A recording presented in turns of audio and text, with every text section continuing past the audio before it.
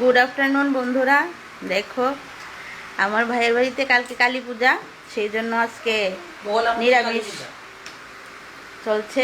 বগলামুখী কালী পূজা। হ্যাঁ বলো। বগলামুখী কালী পূজা আমাদের এখানে কালকে।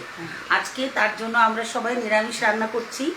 আইটেম হবে খাসার চালের অন্ন, মুগ ডাল, তারপরে সোয়াবিনের ঘন্ট, ব্যঞ্জন হবে নিরামিষ ব্যঞ্জন। আর উনি আমাদের রত্নামাসি, পনির কাটাকাটি করছেন।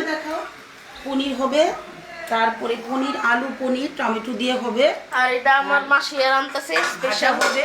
হ্যাঁ, আমি বিন্দু মাসি। সবাই দেখে রাখুন বিন্দু মাসিকে, বলবেন বিন্দু মাসি দেখতে কি রকম।